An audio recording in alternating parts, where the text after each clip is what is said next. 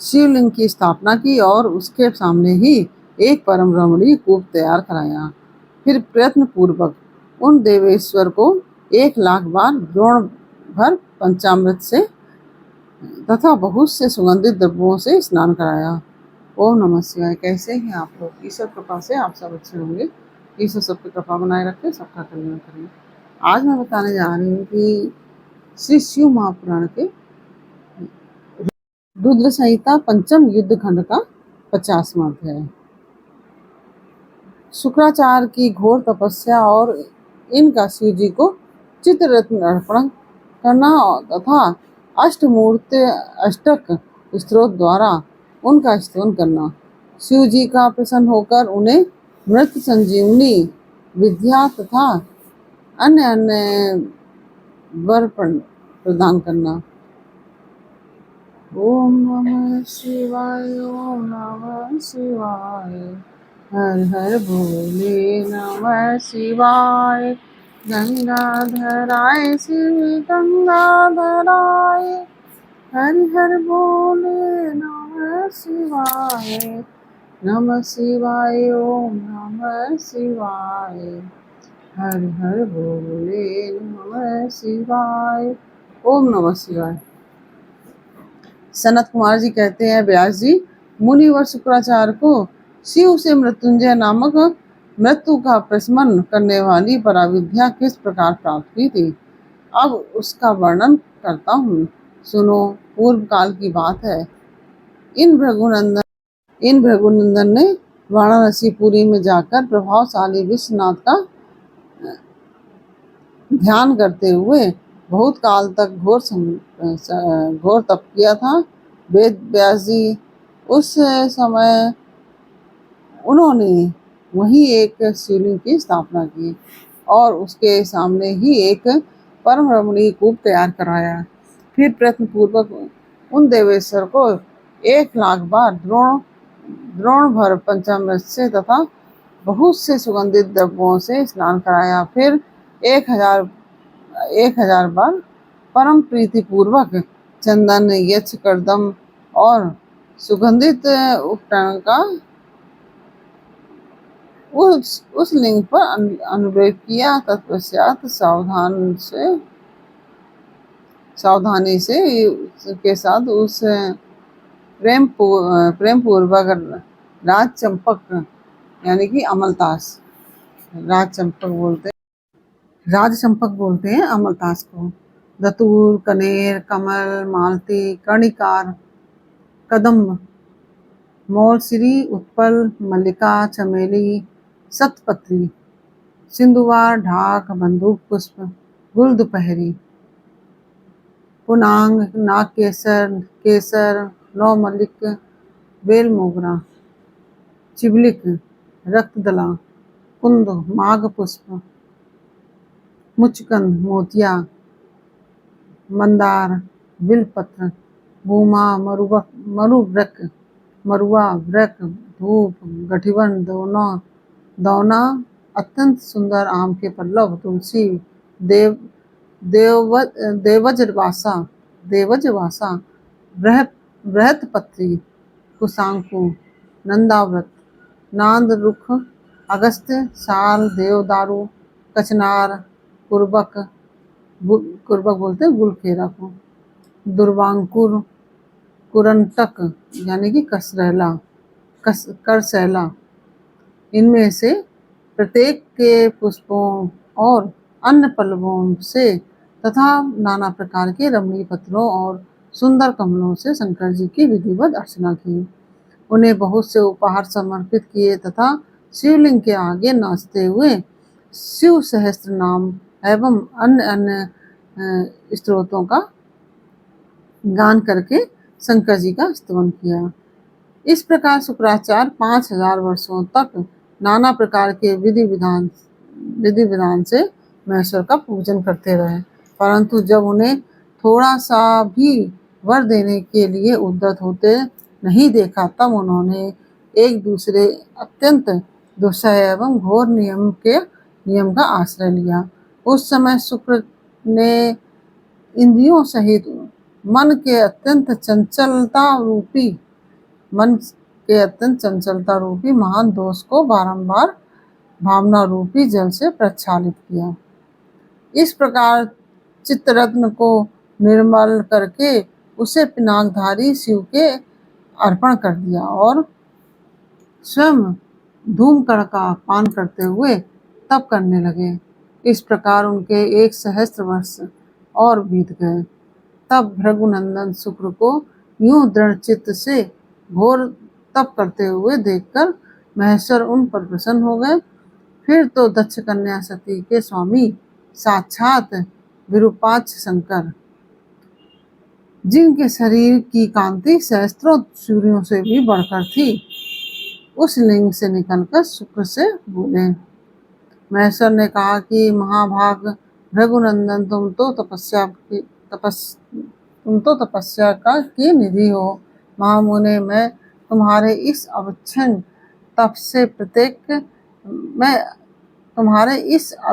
तप से विशेष प्रसन्न हूँ। भार्गव, तुम अपना सारा मनवांछित वर मांग लो, मैं प्रीतिपूर्वक तुम्हारा सारा मनोरथ पूर्ण कर दूंगा। अब मेरे पास तुम्हारे लिए कोई भी वस्तु अदेय नहीं रह जाएगी। सनत कुमार जी कहते हैं, मुने, शंभु के इस परम सुखदायक एवं उत्कृष्ट वचन को सुनकर शुक्र प्रसन्न हो आनंद समुद्र में निमग्न हो गए। उन कमल नयन द्विजवर शुक्र का शरीर परमानंद जनित रोमांच के कारण पुलकायमान हो गया। तब उन्होंने हर्षपूर्वक शंभु के चरणों में प्रणाम किया। उस समय उनके नेत्र हर्ष से खिल उठे थे। फिर वे मस्तक पर अंजलि रखकर जय जयकार करते हुए अष्टमूर्तिधारी वरदायक शिव की स्तुति करने लगे। भार्गव ने कहा कि सूर्य स्वरूप भगवान आप त्रिलोकी का हित करने के लिए आकाश में प्रकाशित होते हैं और अपनी इन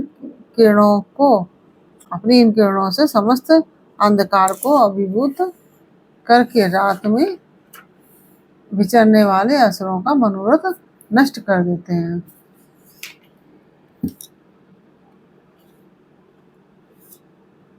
जगदीश्वर, आपको नमस्कार है। घोर अंधकार के लिए चंद्र स्वरूप शंकर, आप अमृत के प्रभा से परिपूर्ण एवं जगत के सभी प्राणियों के नेत्र हैं। आप अपनी अमर्याद तेजोमय किरणों से आकाश में और भूतल पर अपार प्रकाश फैलाते हैं, जिससे सारा अंधकार दूर हो जाता है। आपको प्रणाम है। सर्वव्यापी आप पावन पथ योग मार्ग का आश्रय लेने वालों की सदा गति तथा उपास्य देव हैं। भुवन जीवन, आपके बिना भला इस लोक में कौन जीवित रह सकता है। सर्पकुल के संतोष दाता, आप निश्चल वायु रूप से संपूर्ण प्राणियों की वृद्धि करने वाले हैं। आपको अभिवादन है। विश्व के एकमात्र पावन करता, आप शरणागत रक्षक और अग्नि की एकमात्र शक्ति हैं। पावक आपका ही स्वरूप है। आपके बिना मृतकों का वास्तविक दिव्य कार्य दाह आदि नहीं हो सकता। जगत के अंतरात्मा, आप प्राण शक्ति के दाता, जगत स्वरूप और पद पद पर शांति प्रदान करने वाले हैं। आपके चरणों में मैं सिर झुकाता हूँ। जल स्वरूप परमेश्वर, आप निश्चय ही जगत के पवित्रता और चित्र विचित्र सुंदर चरित्र करने वाले हैं। विश्वनाथ, जल में अवगाहन करने से आप विश्व को निर्मल एवं पवित्र बना देते हैं, इसलिए आपको नमस्कार है। आकाश रूप ईश्वर, आपसे अवकाश प्राप्त करने के कारण यह विश्व बाहर और भीतर विकसित होकर सदा स्वभाव श्वास लेता है, अर्थात इसकी परंपरा चलती रहती है और तथा आपके द्वारा यह संकुचित भी होता है, अर्थात नष्ट हो जाता है। इसलिए दयालु भगवान, मैं आपके आगे नतमस्तक होता हूँ। विश्वंभरात्मक आप ही इस विश्व का भरण पोषण करने वाले हैं।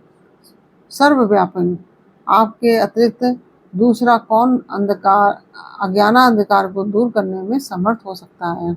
अतः विश्वनाथ, आप मेरे अज्ञान रूपी तम का विनाश कर दीजिए। नागभूषण, आप स्तवनीय पुरुषों में सबसे श्रेष्ठ हैं, इसलिए आप परात्पर प्रभु को मैं बारंबार प्रणाम करता हूँ।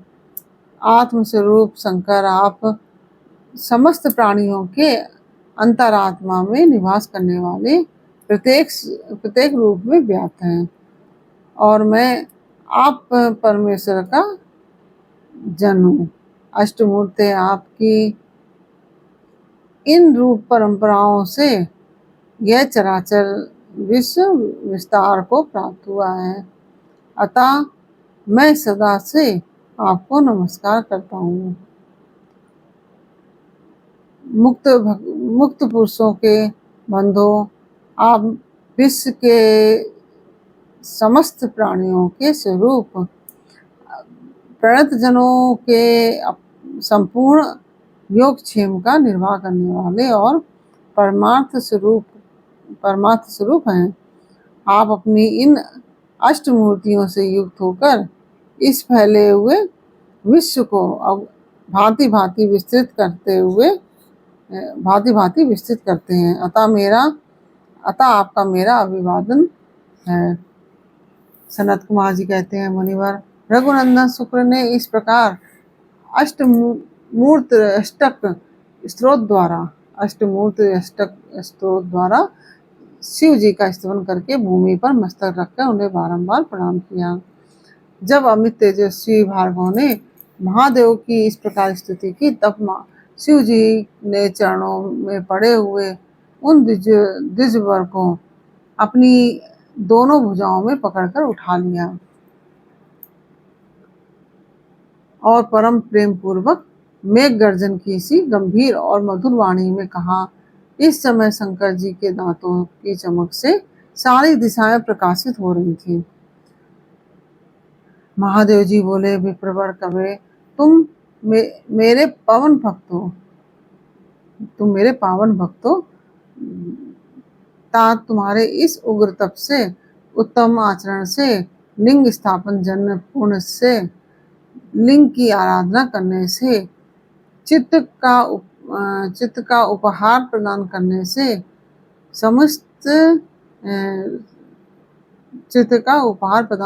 से, पवित्र अटल भाव से अभिमुक्त महाक्षेत्र काशी में पावन आचरण करने से मैं तुम्हें पुत्र रूप से देखता हूँ, अतः तुम्हारे लिए मुझे कुछ भी अदेय नहीं है। तुम अपने इसी शरीर से मेरी उदरदरी में प्रवेश करोगे और मेरे श्रेष्ठ इंद्रिय मार्ग से निकलकर पुत्र रूप में जन्म ग्रहण करोगे। माँ सुचे, मेरे पास जो मृत संजीवनी नाम की निर्मल विद्या है, जिसका मैंने ही अपने महान तपोबल से निर्माण किया है, उस महामंत्र रूपा विद्या को आज मैं तुम्हें प्रदान करूंगा, क्योंकि तुम पवित्र तप की निधि हो, अतः तुम में उस विद्या को धारण करने की योग्यता वर्तमान है। तुम नियम पूर्वक जिस के उद्देश्य से विद्येश्वर की इस श्रेष्ठ विद्या का प्रयोग करोगे, जिस के उद्देश्य से विद्येश्वर की इस श्रेष्ठ विद्या का प्रयोग करोगे, वह निश्चय ही जीवित हो जाएगा। यह सर्वथा सत्य है। तुम आकाश में अत्यंत दीप्तिमान तारा रूप से स्थित हो जाओगे। तुम्हारा तेज सूर्य और अग्नि के तेज का भी अतिक्रमण कर जाएगा। सूर्य और अग्नि के तेज को भी अतिक्रमण कर जाएगा। तुम ग्रहों में प्रधान माने जाओगे। जो स्त्री अथवा पुरुष तुम्हारे सम्मुख रहने पर यात्रा करेंगे, उनका सारा कार्य तुम्हारी तुम्हारी दृष्टि पड़ने पर नष्ट हो जाएगा।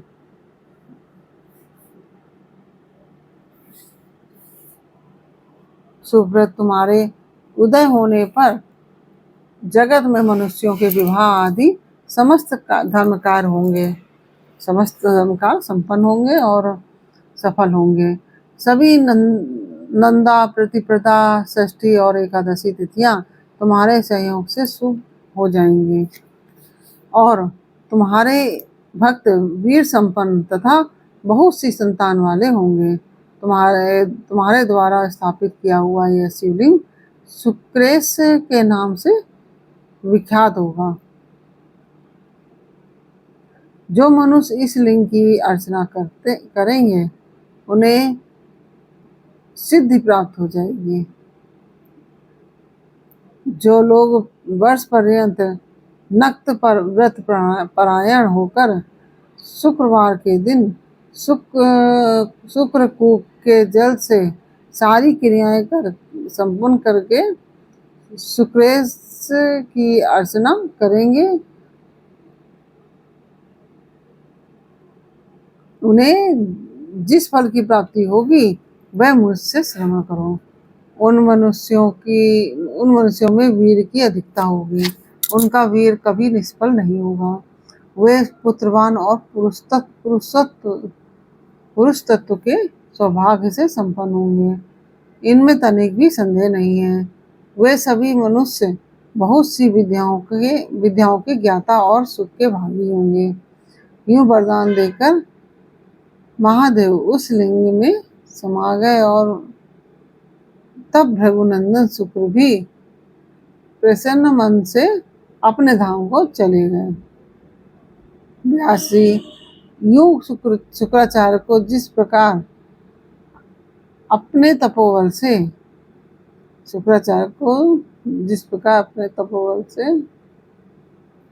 मृत्युंजय नामक विद्या की प्राप्ति हुई थी, वह वृतांत में तुमसे वर्णन कर दिया। मैंने तुमसे वर्णन कर दिया यह वृतांत, और अब और क्या सुनना चाहते हो। इसके साथ ही यह 50वां अध्याय पूर्ण हुआ। यह अध्याय आपको कैसा लगा यह मुझे कमेंट बॉक्स में अवश्य बताइए। अच्छा लगा हो तो वीडियो को लाइक शेयर कीजिए। फिर मिलते हैं आपसे अगले अध्याय के साथ अगले वीडियो में। तब तक के लिए राधे राधे। ओम नमः शिवाय।